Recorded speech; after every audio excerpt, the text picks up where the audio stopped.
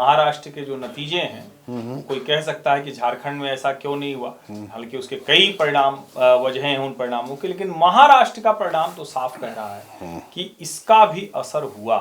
और वो जो देवेंद्र फडणवीस का जागो तो एक बार, जागो जागो तो हिंदू जागो तो वीडियो था, बड़ा वायरल हुआ था इस चुनाव के दौरान। मुझे लगता है कि महाराष्ट्र के नतीजे जो आए हैं वो भारतीय जनता पार्टी के लिए भी सबक है, विपक्षी पार्टियों के लिए भी सबक है, और इस देश में लोगों को शायद अब ये दिखने लगा, उसमें बांग्लादेश में जो कुछ हो रहा है, उसमें अगल बगल के देशों में जो हो रहा है, और भारत में भी जो हो रहा है, उसका भी असर दिख रहा है।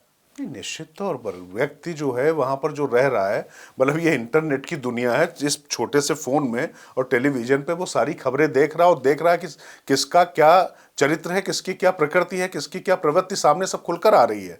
तो निश्चित तौर पर इन सब चीज़ों का फर्क पड़ा। और अगर मैं कह रहा हूं कि पाल घर के साधुओं का श्राप ले डूबा, तो निश्चित तौर पर जो वो घटना हुई थी उसके बाद जिस तरीके से महाराष्ट्र की तत्कालीन सरकार और जो राजनीतिक दल थे उनकी प्रतिक्रिया थी, और उसके बाद लगातार जिस तरीके से 17 सूत्री मांगे मानी जाने की सहमति दी जाती है, वोट जिहाद होता है बनाम धर्म युद्ध होता है, ये सब चीजें चुनाव में थी, लेकिन वो सब चुनाव हो चुका है हर्षवर्धन। अब जो है दूल्हा ढूंढने में जो है ना, जो इतनी देर हो रही है, इस पर थोड़ा सा भी आते हैं, क्योंकि निश्चित तौर पर ये जो महायुति लड़ी चुनाव बड़े शानदार तरीके से, बिल्कुल एकता दिखाई पड़ी, लेकिन अब ये युति जो है मतलब कैसे जो है इतना देरी कर रही है, मतलब धीमी गति का समाचार बन गई पूरी। युद्ध से युद्ध हो गया है। और क्या कोई कल्पना कर सकता है कि अगर देश के गृह मंत्री अमित शाह एक बार कह दें तो एकनाथ शिंदे नाराज रह जाएंगे? और दिल्ली में कौन लोग बैठे हैं जो देवेंद्र फडणवीस का रास्ता रोकने के लिए, पार्टी, सरकार, ये जो पूरा माहौल बना है जिसको हम कह रहे हैं कि हिंदुत्व और विकास पर वोट मिला है, जिसके नायक देवेंद्र फडणवीस बनकर उभरे हैं, कोई तो है जो रोक रहा है। ऐसे तो नहीं है, मुझे तो नहीं लगता कि एकनाथ शिंदे अपने गांव चले जाएं, कहें नेटवर्क नहीं लगा। अच्छा, मुझे तो बड़ा आश्चर्य हुआ, ये आप लोग सुनिए जरा। शिवसेना के प्रवक्ता ने कहा कि वो अपने गांव चले जाते हैं क्योंकि वहां फोन ऑन नहीं लगता है, तो थोड़ा शांति से रह जाते हैं। अब सोचिए कितना शर्मनाक बयान दिया है। महाराष्ट्र के मुख्यमंत्री के गांव में फोन नहीं लगता। अब जरा आप सोचिए, दुनिया में भारत सबसे तेजी से 5G नेटवर्क को इंप्लीमेंट करने वाला देश रह गया, और इस देश में कह रहे हैं कि मुख्यमंत्री के गांव में नहीं लगता है। मुझे लगता है कि जो ड्रामा हो रहा है ये शायद लोगों को अच्छा नहीं लग रहा। नहीं, इस पर जिन्होंने कतार में लगकर वोट दिया है, भाजपा को इतना प्रचंड बहुमत दिया है, और भले आप कहें कि ठीक है 132 पे रह गए, लेकिन 132 पे भाजपा है ना। और देखिए, देवेंद्र फडणवीस 2014 122, देवेंद्र फडणवीस 2019 105, और देवेंद्र फडणवीस 2024 132, 3 बार 100 प्लस। बिल्कुल। तो ये अपने आप में, लेकिन मैं एकनाथ शिंदे वाली बात पर एक बात कहना चाहूँगा, फोन ऐसा नहीं लगता है। वैसे होता क्या है, ये एक वाकई राज की बात है जिसको थोड़ा सा आपके साथ शेयर करना चाहूँगा। सतारा में जहाँ वो जाते हैं, वो दरअसल किस लिए जाते हैं, वो आपको पता है ना, जो उनके गुरु थे आनंद दिघे, वो वाम मार्गी साधना के गुरु थे, पता है ना आपको उनको। कुल मिलाकर वहां पर वो जाते हैं तो अमावस्या शनिवार को थी, रविवार को भी अमावस्या है। तो पहली बात तो कि जो देरी हो रही मुख्यमंत्री पद के नाम को लेकर अमावस्या में, तो ये भारतीय जनता पार्टी या ये जो पूरा जो हिंदूवादी दल है कोई नहीं करेगा। वैसे शरद पवार और कांग्रेस भी नहीं करती, मैं बता दूं, चाहे जितना सेकुलर बने, ये लोग भी मुहूर्त और समय जरूर देखते हैं। दूसरी बात, अमावस्या के समय में वो साधना करते हैं। वो तंत्र साधना है, मंत्र साधना है, यंत्र साधना है, जो भी साधना हो, किसी की साधना पर मुझे नहीं जाना है। और ये मुझे बात करते करते हर्षवर्धन, जब मैं गया था पिछले बार मुंबई और दूसरी जगहों पर गया, तो पता चला कि वो मुख्यमंत्री रहते रहते भी 24 घंटे 36 घंटे के लिए पूरी तरीके से नेटवर्क से बाहर हो जाते थे। तो वो उनकी अपनी आस्था है, अपनी साधना है, वो वहां पर गए हुए हैं। तो लेकिन टाइमिंग लेकिन तब मेरा सवाल है कि राजकिशोर ये कह रहे हैं, राज की बात बता रहे हैं कि साधना से क्या मुख्यमंत्री की कुर्सी पर भी कुछ हमला कर रहे हैं क्या? बिल्कुल, साधना जो अगर उनकी वहां पर हो रही है, तो ये आपको मैं बताऊं, ठीक चुनाव से पहले आपको याद होगा वो कामाख्या देवी भी गए थे, चुनाव के बीच में गए थे, प्रचार छोड़कर गए थे। तो आसमानी मतलब जो जमीनी सत्ता है, उसके लिए आसमानी ताकतें या जो रूहानी ताकतें हैं, उनसे गुहार की जा रही है, उनके सामने जो है नतमस्तक हुआ जा रहा है। और वहां से उनको लगता है कि शायद उनकी बात में, चूंकि जनता जनार्दन ने तो अपना फैसला सुना दिया है, लेकिन जो मुख्य सत्ता है वो उनको मिलेगी या नहीं मिलेगी। लेकिन इसके साथ एक राज की बात और, ये देवेंद्र फडणवीस को रोकने के लिए जो तमाम तरीके के जो तर्क दिए जा रहे हैं, एक बात तो आपने कही, एक और नया तर्क मार्केट में आया, पता आपको क्या?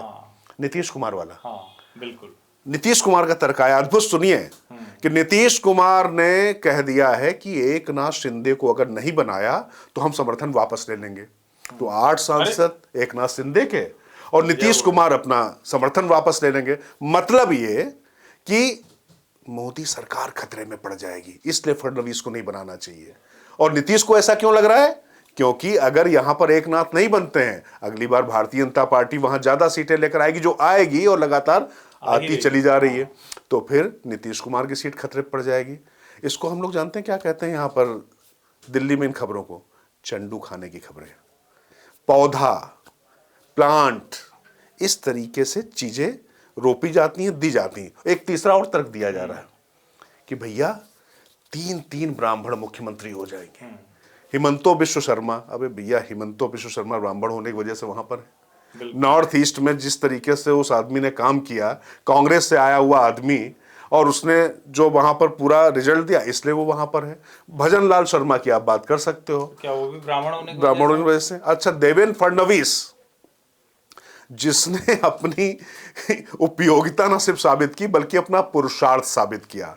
पता नहीं मराठी बनाम दलित तमाम चीजें करने की कोशिश की, और लोग एक बहुत बड़ी गलती कर देते हैं। लोगों को लगता है ना कि ये जो सोशल इंजीनियरिंग कर रहे हैं, तो जैसे संविधान का नैरेटिव एनडीए को भारी पड़ा था, भाजपा को भारी पड़ा था। आपको बता दूं, जाति जनगणना का नैरेटिव जो है महाराष्ट्र में भारी पड़ गया। क्यों?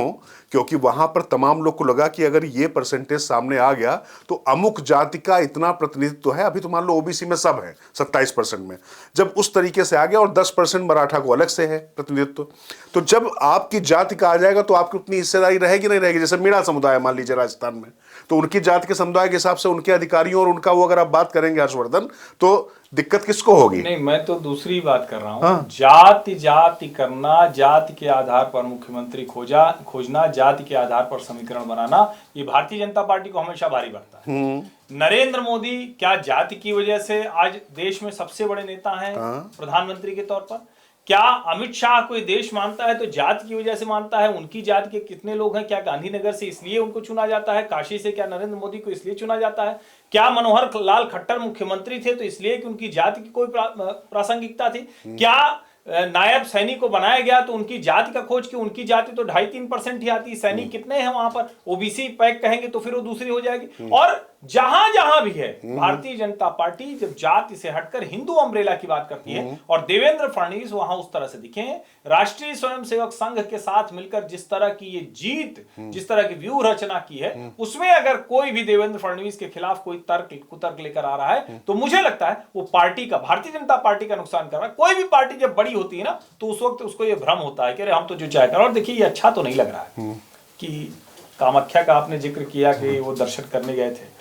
जब उद्धव जी का साथ छोड़ के गए थे, एक वीडियो वायरल हुआ था ना कि हमारे पीछे एक महाशक्ति है। भैया, जब महाशक्ति का पता है तब भी आए, आधा घंटा पहले अमित शाह से बात की, और महाशक्ति उसके बाद भी उनको डरा नहीं रही है, महाशक्ति का अनुमान नहीं। मुझे लगता है कि बीजेपी के भीतर जो एक वर्ग है, और मैं फिर कहूंगा, देखिए विनोद तावड़े महासचिव के तौर पर 2 ही मजबूत महासचिव हैं, सुनील बंसल और विनोद तावड़े, दोनों बड़े ताकतवर हैं, संगठन के लिहाज से बड़े उपयोगी हैं, लेकिन मास लीडर के तौर पर देवेंद्र फडणवीस हैं। और अभी जो समीकरण जिसको हम कहते हैं बदले हैं ना, उन समीकरणों में वो बड़े महत्वपूर्ण हो जाते हैं। देवेंद्र फडणवीस सबके नेता के तौर पर वहां उभरे। पंकजा मुंडे की बात है तो पंकजा मुंडे तो खुद ही अपनी विधानसभा और लोकसभा दोनों हार गई थी। तो किस नेता के कहने पर तय होगा? जो नेता लगातार आपको कल्पनातीत सफलताएं दिला रहा है, या उन नेताओं के कहने पर जो कह रहे हैं नहीं ऐसा नहीं होगा, और आप मराठा कहेंगे तो ओबीसी नाराज होगा, ओबीसी कहेंगे तो, मतलब ये तो ठीक ही नहीं है कि आप जाति के आधार पर बात करें। मुझे लगता है कि भारतीय जनता पार्टी को बिना संकोच के करना चाहिए, और नहीं तो फिर वही हो जाएगा, उबला आलू टाइप हो जाएगा कि उगले की निगले, मुख्यमंत्री नहीं तो राष्ट्रीय अध्यक्ष कहां ले जाएगा। हाँ, नहीं देखिए, राष्ट्रीय अध्यक्ष वो दोनों ही चीजों पर बहुत सारी बातें हो रही, लेकिन मैं एक बात कह दूं ना, एक जब बहुत तर्क चलते थे तो एक 2019 में नारा आया था ना, आएगा तो मोदी ही, तो बनेगा तो फडणवीस ही। ये आप मैं फिर कह दे रहा हूँ। नहीं, मैं तो फिर कह रहा हूँ जो लोग मुख्यमंत्री नहीं बनने देना चाह रहे हैं वो अध्यक्ष बना लें। अगर सोचिए राष्ट्रीय अध्यक्ष बन गए तो अच्छा नहीं, मैं दूसरी बात कहूँ, महाराष्ट्र की जरा आप स्थिति समझिए। हाँ। महाराष्ट्र के जनमानस को समझिए और भारतीय जनता पार्टी कार्यकर्ताओं की मनोस्थिति समझिए। आज की तारीख में देवेंद्र फडणवीस किसी भी राजनीतिक दल में सबसे बड़े नेता हैं। बिल्कुल, महाराष्ट्र के सबसे बड़े नेता, सबसे बड़े नेता। वो विदर्भ के नेता नहीं है, नागपुर के नेता नहीं है। उस व्यक्ति ने पिछले 10 वर्षों में जितना कद अपना बढ़ाया और वो अपने पुरुषार्थ से बढ़ाया। इसीलिए शरद पवार, उद्धव ठाकरे, एकनाथ शिंदे कोई नहीं चाहता। हाँ, अजित पवार चाहते हैं लेकिन कोई नहीं चाहता। और भाजपा के भीतर भी जो महाराष्ट्र से आने वाले नेता और बहुत से लोग, चूंकि एक ये भी लगता है ना, ये बात तो आप ही नहीं कही थी कि भाई फिर से मुख्यमंत्री हो जाएंगे तो कद तो बड़ा हो जाएगा। कद बड़ा हो जाएगा, वो भी महाराष्ट्र के बड़ी लड़ाई में आ जाएंगे। बिल्कुल। अच्छा, बड़ी लड़ाई में तो नहीं बनेंगे तो और ज्यादा आ जाएंगे। मैं ये दूसरी बात कह रहा हूं, अगर वो मुख्यमंत्री नहीं बनते हैं तो सीधे राष्ट्रीय अध्यक्ष बनेंगे। मतलब प्रोटोकॉल में प्रधानमंत्री होंगे मंच पर और देवेंद्र फडणवीस होंगे। और देवेंद्र फडणवीस भारतीय जनता पार्टी का, ये मेरे शब्द नहीं है, वो गड्ढा नहीं है जो जेपी नड्डा ने खोदा था। देवेंद्र फडणवीस उस वैचारिक धरातल की पैदाइश है, उस वैचारिक उर्वरा जमीन नागपुर की पैदाइश है जहां से राष्ट्रीय स्वयंसेवक संघ का जन्म हुआ। और वो बार बार पूरा बुलंदी के साथ कहते रहे कि संघ संघ संघ। इस तरीके से किसी ने अपने चुनाव प्रचार में बात नहीं की। उन्होंने अपनी इस पहचान को और संघ के जो योगदान को कहीं नहीं नकारा। और अच्छा, एक बात देखिए, संघ के तरीके से जब स्थानीय नेता वहां पर तैयार हुआ तो महाराष्ट्र में नतीजे आपके पॉजिटिव आए। और यहां ये नहीं भूलना चाहिए कि जो लोगों को लग रहा है देवेंद्र फडणवीस को लेकर, एक वो विकास का चेहरा है, वो प्रगतिवाद का चेहरा है, प्रगतिवाद का चेहरा है, वो लगातार इन्वेस्टमेंट लाने वाला चेहरा है। और साथ ही साथ जो हिंदू हित की बात करेगा वाली जो वैचारिक धरातल है, उस धरातल से जन्मा हुआ एक ऐसा वृक्ष बन चुका है जिसको उखाड़ पाना आप किसी के लिए संभव नहीं है। मैं ये कह सकता हूं। कुछ भी आप तर्क दें कि अरे कितना समय हुआ है, कई हफ्ते तो हुआ है, क्या दिक्कत है, हो जाएंगे, 2 तारीख को हो जाएंगे, 5 ये भी नहीं होना चाहिए। लेकिन ये क्या उचित है? आप नहीं, मैं बता, इतना अच्छा नहीं, मैंने आपको बताया, देखिए 2 दिन तो मैं मान रहा हूं, शनिवार इतवार। जब आज हम इतवार को हम लोग बात कर रहे हैं, रविवार को, तो ये मान के चलिए कि वो अमावस्या छट चुकी है। सोमवार को विधायक दल की बैठक होगी भारतीय जनता पार्टी की और 5 तारीख को